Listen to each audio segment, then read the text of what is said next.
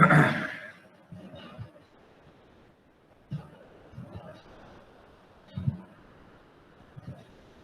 morning, students. Welcome back to my 15th lecture of your subject code C701. We are still in module 5, the water treatment part 4 will deliver today.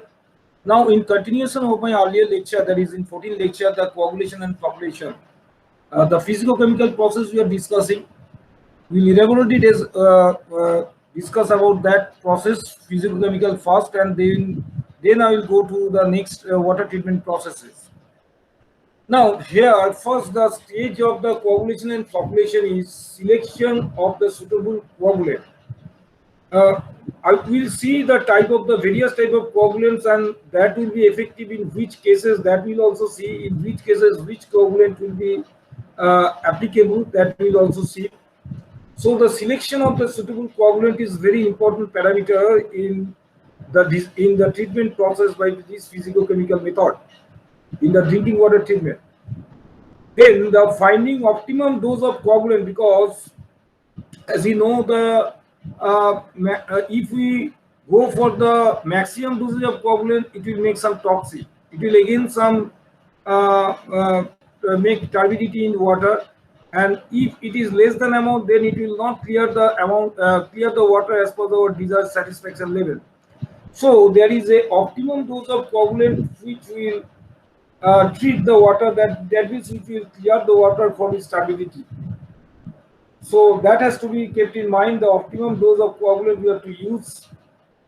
Addition of coagulant and rapid mixing. Whenever we will apply the coagulant, then simultaneously we have to rapid mix. Rapid mixing has to be taken place in the coagulation process, so that the particles matter come closer to each other, and there will be a chance of formation of the flock.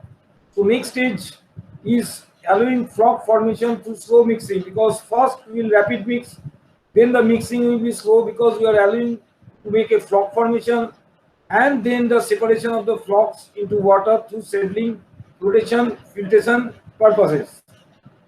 So see the schematic diagram, that organic coagulant or inorganic coagulant. There are two types of coagulant: organic coagulant and mineral coagulant, which is inorganic coagulant.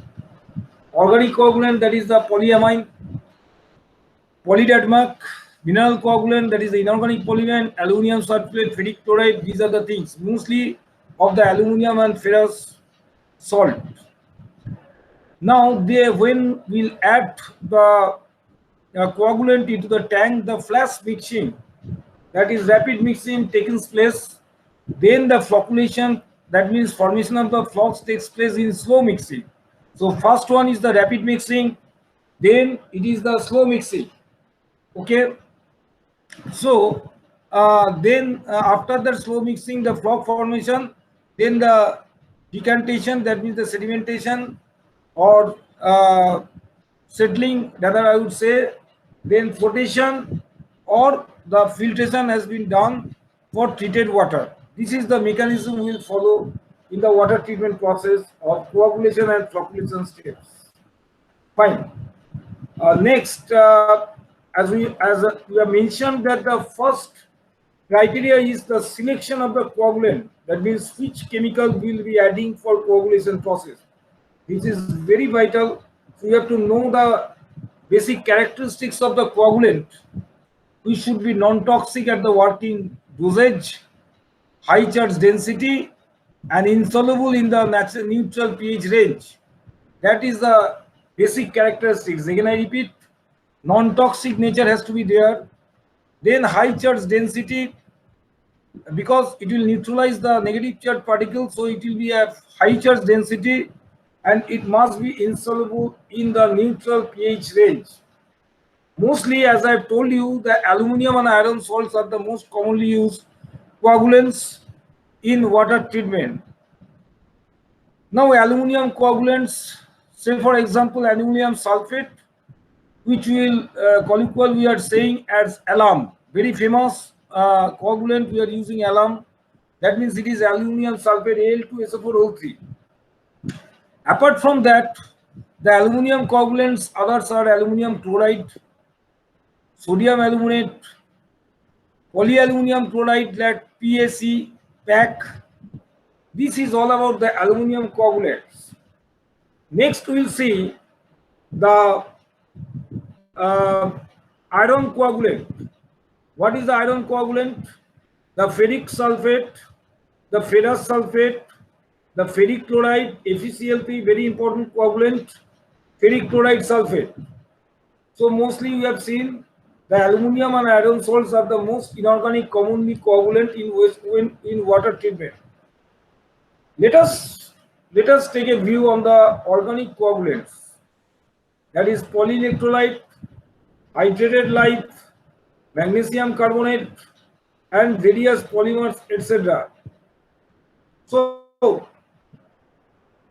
these are the two categories of inorganic coagulants and the organic coagulants. Now we want to see a picture organic coagulant versus inorganic coagulants. What actually the organic coagulant does, which case it will be most appropriate, that you will see, and the inorganic coagulants where it will be appropriate and where it will be not be appropriate, that you will see. In organic coagulants is concerned, it is used for solids and liquid separation and sludge generation. Now polyamines function by charge neutralization alone, effective at treating higher turbidity raw water. When the turbidity of raw water is excessive, I repeat, when the turbidity of raw water is excessive, then we have an option choice for go for organic coagulants. Melamine, formaldehydes, and tannins coagulant are the colloidal material in the water, as well as absorb organic materials such as oil and grease. These are particularly well suited to operations that generate hazardous sludge. If we look at the inorganic coagulants, which we have seen that mostly the aluminum and ferrous based, this is basically cost effective, applicable for a broad variety of water and wastewater, but in this case we will highlight the water because it is not the wastewater, and it is particularly effective in raw water with low turbidity. That is the basic difference between the application of the organic coagulant and the inorganic coagulant. Again, I repeat, organic coagulant is applicable when the turbidity is very high, but the inorganic coagulant will be effective on the raw water with low turbidity, and often treat this type of water with organic coagulants. Advantages of alum: it readily dissolves with water and does not cause the unsightly reddish brown staining of floors, walls, and equipment like ferric sulfate. However, it is effective only at certain pH range, not all pH range. That is the disadvantage. So, good flocculation may not be possible with alum. In some waters with ferric sulfate, coagulation is possible at pH values at low at 4. That means if the pH value is less, then we will go for the ferrous coagulant, ferrous ion related coagulant like ferric chloride. If the pH value is high, then we will go for the aluminum like the aluminum sulfate, this type of coagulant. And the flock formed heavier than the alum flock, as well as does not dissolve at high pH value. So in lower pH value, the ferrous ion works much better than the aluminum ion, that you have seen.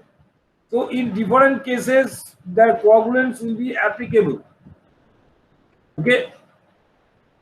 So popular inorganic coagulants are aluminum sulfate, sodium aluminate, aluminum chloride, polyaluminum chloride, polyaluminum sulfate, and polyiron chloride, ferric chloride, ferric sulfate. And popular organic coagulants are epiclohydria dimethylamine, polydieline dimethylene ammonium chloride. So these are the popular organic coagulant. I am just giving you the names. Now, let me discuss the advantages and disadvantages of common inorganic coagulants. Now, every coagulant you should know which you will be using in the coagulation flocculation process, the advantages and the disadvantages. I am showing you the photograph of alum, then ferric sulfate, then lime. So that three photographs, three different type of coagulant. I am showing you the photographs, how it looks like, and let us have a glance of the advantages and disadvantages of the system. Say alum, aluminium sulfate, Al2SO4O3, 18H2O, which is called alum. What is the advantages? Now it is easily handled, it can apply easily, most commonly used, produces less sludge than lime, and most effective between 6.5 pH to 7.5. If the pH range is 6.5 to 7.5, then this alum is very much effective in using as a coagulant. Now let's see the disadvantage of the aluminum sulfate, that is the alum. What is the disadvantage? The disadvantage is it adds dissolved solids, that means the salts, to water, effective over a limited pH range, because in lower pH range it will not work. So it will be particularly limited for a particular limited range of pH, and it has dissolved salts. That is the disadvantage. Let us come the Na2Al2 also, Na2Al2O4, that means the sodium aluminate. Now it is effective in hard water. If the water is hard, then the sodium aluminate will be working much more better than the others. Small dosage usually needed. That is the advantage. What is the disadvantage? High cost, ineffective in soft water. If the water is not hard, then it is ineffective. So it will be appropriate if the water is hard. So very beginning I have told you, you have to know the characteristics and properties and advantages, disadvantages of each and every alum, so that you can suitably use as per the particular condition of the water treatment. Now, polyaluminum chloride, PSC, PAC, in some applications, flock formed is more dense and faster settling than alum. That is definitely an advantage, but the disadvantage is it is not commonly used. Little full-scale data compared to other aluminum derivatives. Ferric sulfate, it is effective between pH 8.8 and 9.2. Again, pH 4 to 6. So this is the advantage of ferrous ions rather than the aluminum ion. It acts at low pH as well as high pH, that you can see. So that is the advantage. The 4 to 6 lower pH as well as higher pH, that is 8.8 to 9.2. So lower pH range as well as higher pH range, this coagulant will perform better. But the disadvantage is it again adds dissolved salts like sodium aluminate.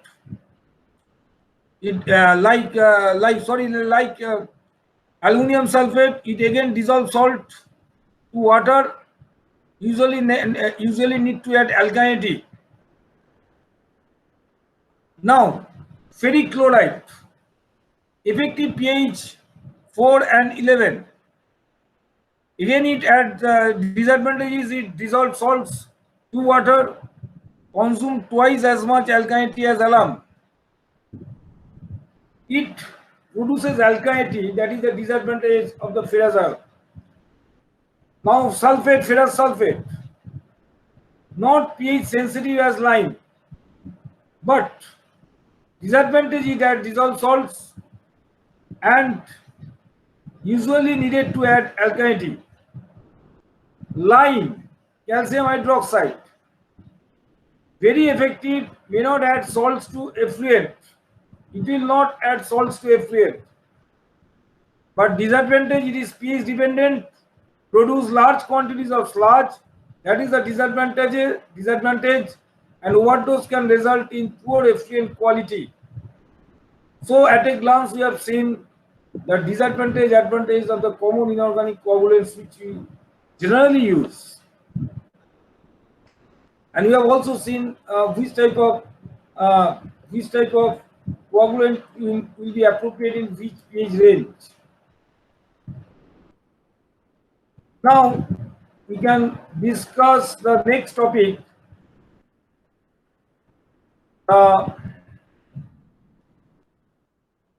Just a minute.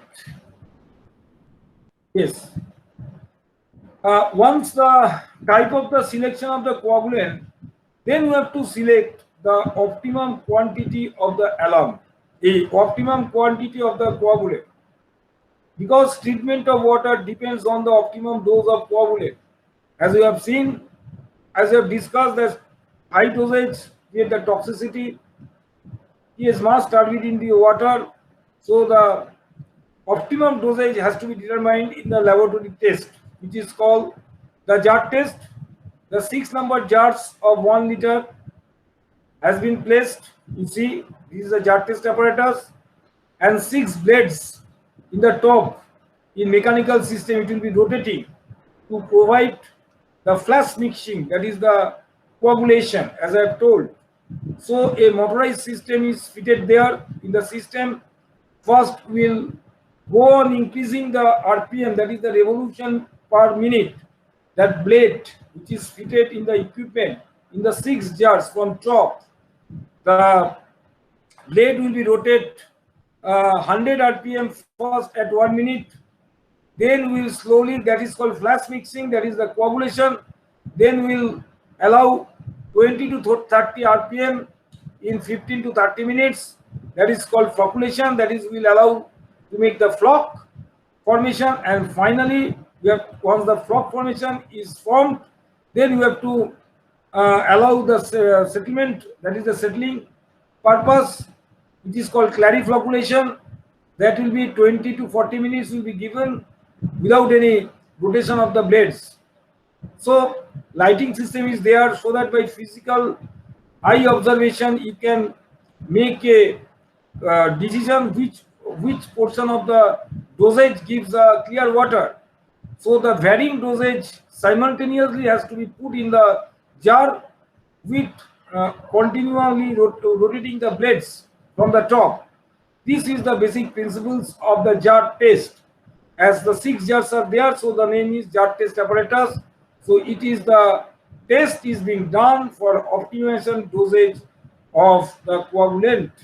How can we determine the optimum dosage? Once the settlement is done, then from clear water, the supernatant water we are taking in a small beaker, and we measure the turbidity in a nephelometric turbidity meter. There the turbidity gives us which dose gives us the clear water, and by that way we can form a graph. That graph is dosage versus turbidity. Dosage versus turbidity graph is plotted, and from the graph we can calculate the optimum dosage of the coagulant. Okay, so this is the principle.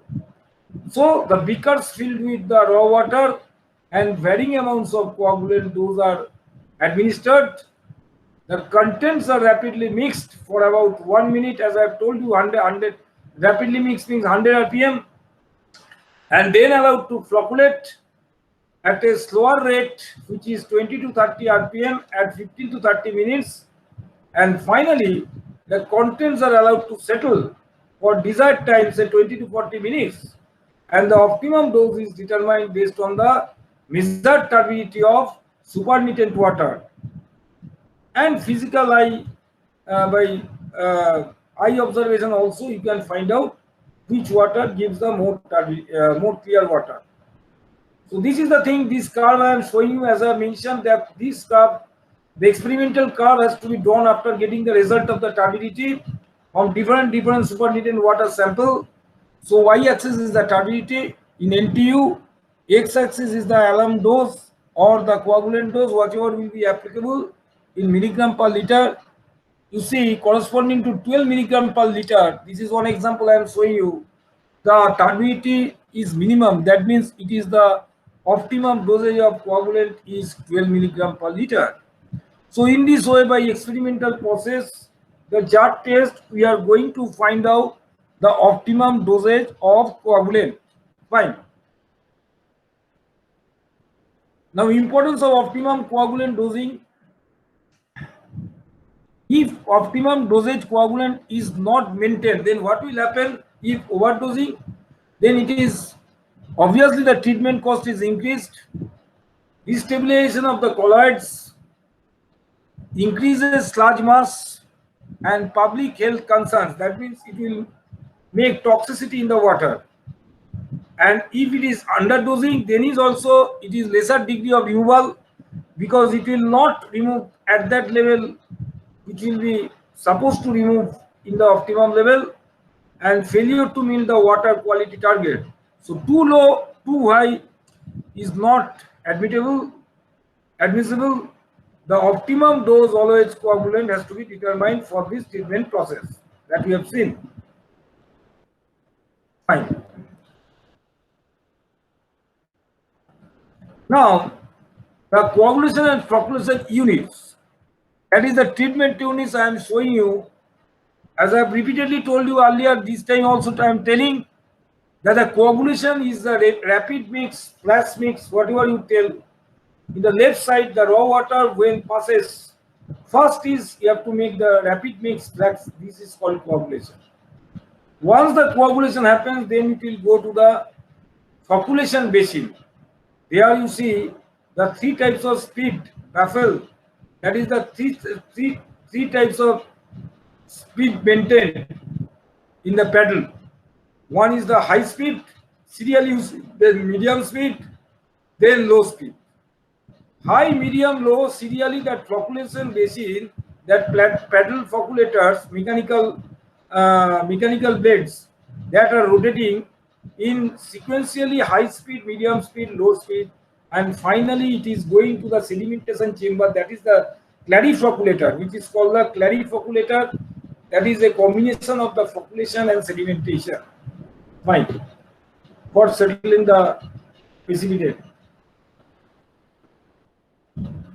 Now, the coagulation which is built with the rapid or flash mixing unit, this requires the addition of coagulant. As I told you very beginning, the dosage of coagulant with very well mixed with water. Simultaneously, the coagulant has to be mixed with the operation physical rotation, that is the very well mixed with water to produce homogeneous mixture. I would rather say the word homogeneous mixture of the infant water and the coagulant. So that's why the rapid mixing should be done at the very initial process, which is called the coagulation. This is a physical process because it is a mixing process. Now this mixing is achieved in a tank called rapid mixture or flash mixture. So in coagulation, here the mixing is being taken place in the rapid mixture or flash mixture. The most common mixture used in the coagulation tank are turbine, propeller, paddle. These are the type of mixtures are being used. So the section, it has either it is a circular section or square section for mixing efficiently. Fine.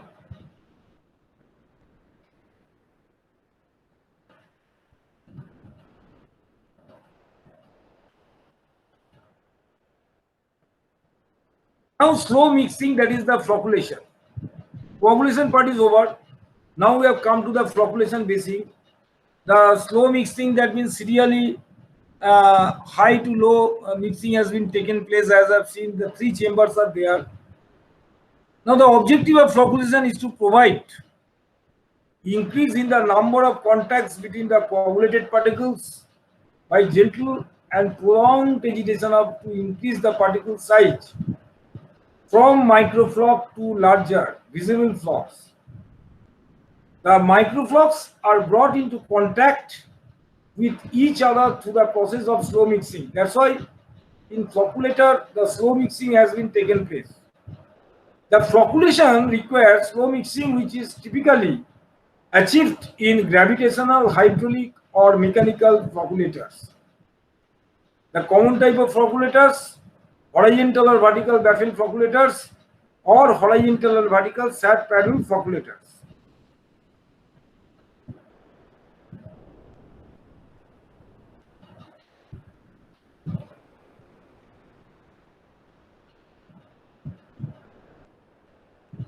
Now these are the photographs of the shaft paddle flocculators I am showing you. These are the flocculators. These are the shaft paddle flocculators. This is also the vertical shaft paddle flocculators photographs I am showing you.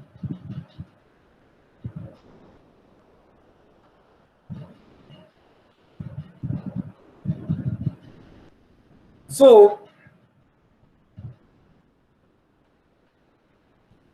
finally, this is the conclusion part of the coagulation and flocculation process I am come across. So clarifocculator, I must say, which is very, very important. Whenever you will go to the wastewater treatment plant, any wastewater treatment plant, the clarifocculator unit is there. This is solids contact flocculator clarifier, clarifocculator. It is a combination of the flocculation and clarification. So that's why it is called clarifocculator. It is clarification as well as flocculation, both are done. Again, I am repeating, clarifocculator is a combination of the flocculation and the clarification. Clarification means settling. Flocculation means to make a flock.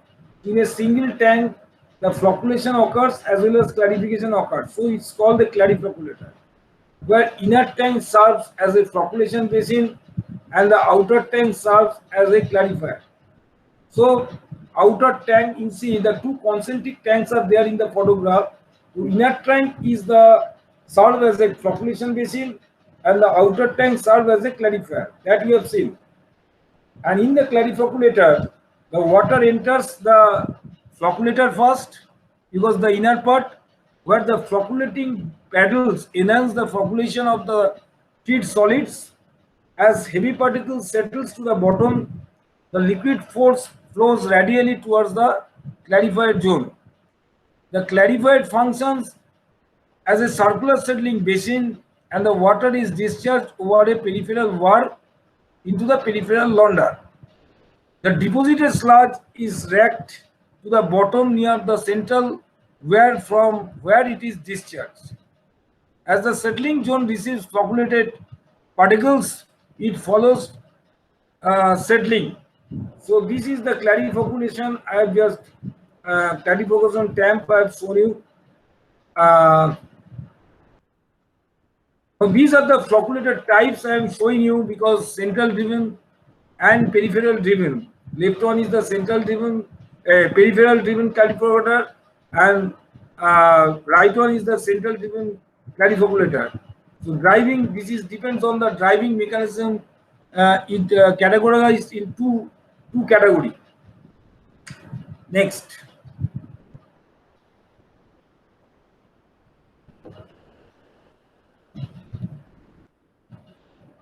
So after coagulation, flocculation, and clarifocculation, the final combination tag, then we have to go for the filtration unit, conventional filtration unit in the water treatment process. So after water process to flash mixture, that is the coagulant addition and the flocculation basin, it is treated in sedimentation basins for the removal of flocks, and after passing to flash mixture, it may be sent to clarifocculator, ultimately to the filter.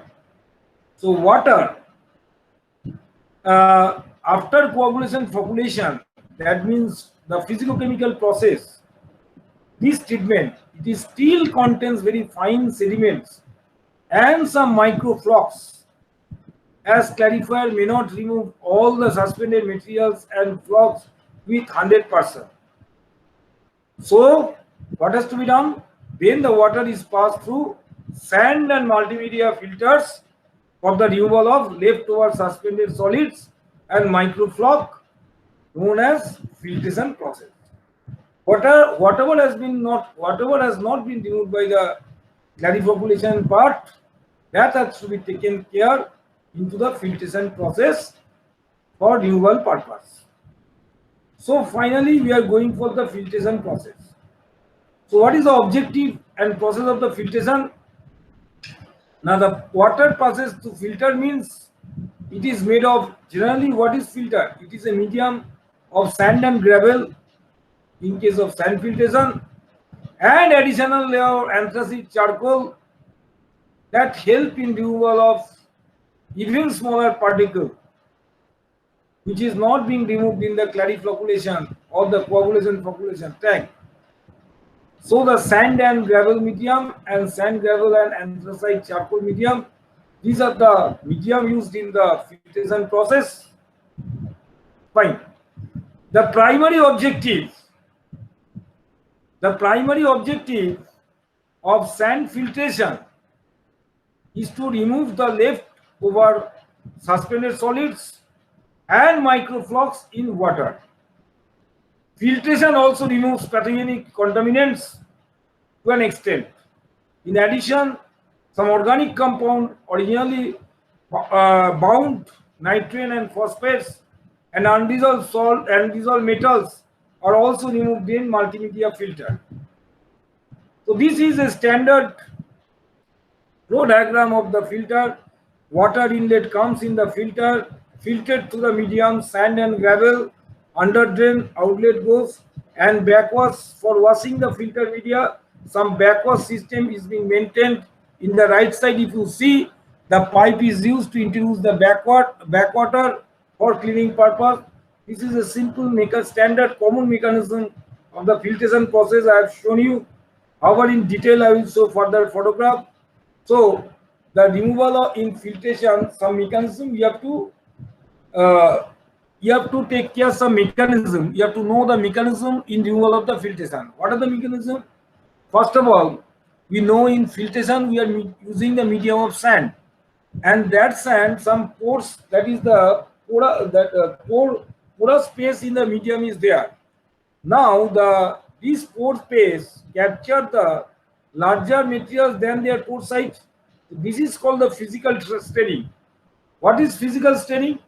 Now in filter, the particles which is captured larger than the pore size, that is called the physical staining. Now what is sedimentation?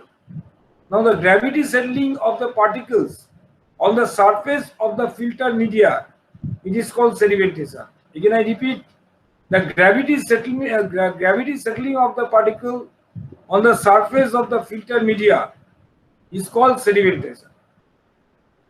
Adsorption, particles becoming attracted to and sticking to the surface of filter media particles. This is called adsorption. What is biological action? Very interesting. First you see, if it is more than the porous space, that size is arrested, that is called physical staining. And what is sedimentation? It is just gravity settlement of the particle on the surface of the filter. And what is adsorption? It is becoming attracted to sticking to the surface of filter media. And what is biological action? The bacteria grown or caught in the voids decompose organic matter, impurities, so there the biological action takes place. And what is absorption? Some liquids get soaked into the sand grains. This is called absorption. What is electrolytic action? Now some charged and polar sand particles may neutralize oppositely the charged suspended or dissolved particle. So electrolytic action in the filter bed also taking place. So this phenomenon of the attraction of the particles are occurred. Very interesting. That is the physical staining, sedimentation, adsorption, biological actions, absorption, and the electrolytic action. Next, I will discuss the I mean to say classification of filters, because now we are in the filtration process. That is the tertiary method of treatment of the wastewater.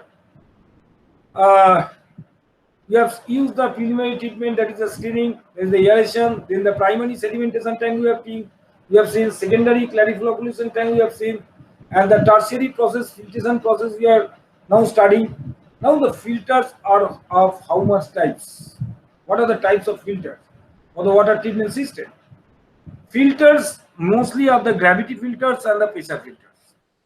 Gravity filters are of two types: slow sand filter, three types: slow sand filter, rapid sand filter, high rate filter. But in your syllabus, as per MACOUT, I will just discuss the slow sand filter and rapid sand filter because high rate filter is not there in the syllabus. Just to give you the knowledge, the three filters are there: the slow sand filter, rapid sand filter, and high rate filter. But we will stick to the items on the slow sand filter and the rapid sand filter so far our syllabus is concerned. Pressure filter, horizontal pressure filter, vertical pressure filter. Now the filters, as for the media is concerned, they are the sand filters, anthracite filters, dual media filters, multimedia filters, and diatomaceous earth filters, depending on the type of medium which you are using. Now, very fantastic flow diagram. I am showing you the slow sand filters. The first I will discuss the slow sand filter. I will after discussing the slow sand filter, then I will close this lecture today. Then I will continue the next day. So the last topic I will discuss today, the slow sand filter. What is this filter? Water is allowed at a slow rate because the name is slow. So water is allowed at a slow rate to the bed of the sand. You see, sand, gravel. If you see the cross section of the filter, sand, then gravel, then under drains are there. Above is the inlet, below is the outlet, and the backwash system is also there. Right system we have seen. Now water is allowed to a slower rate to a bed of sand. Okay, so that the coarse suspended solids are retained on or near the surface of the bed, and further impurities in the water are removed by a combination of sedimentation, staining, adsorption, and chemical and bacterial action. Those processes already have been, methodology of the filtration process have been discussed. Typically used for smaller flow requirements, where it will be particularly appropriate that slow sand filters where the flow is small, the requirement of the flow is small, say for example rural water supply schemes and lesser turbid raw water. Suppose the raw water turbidity is less than 50 NTU, in that case the slow sand filter works, performs well. Usually loading rate is kept at 0.1 to 0.2 meter cube per hour per meter square. Loading rate means the discharge per running meter square, discharge per area of the filter per hour, per time. This is called the loading rate of the filter. Now a typical slow sand filter, the raw water inlet as I have shown you, supernatant water is the top after filtration process. Now the sand bed, supporting gravel, under drainage, and the requirement depth of water, depth of the media, that is the depth of the sand also it is shown. Regulating valve is there. Then the wear chamber is there, clear water reservoir also we can see, and the clear water to the outlet bottom, and the right side if you see it goes out. So it will be a continuation lecture in the next class, that is the 16th lecture. So 15th lecture I will close the day today. So I will upload all the lectures whatever discussed today in the Google Classroom. Kindly go through that. We'll definitely meet in the live class for interaction one-to-one for further clarification of their queries. So thank you. Have a nice day. Thank you all.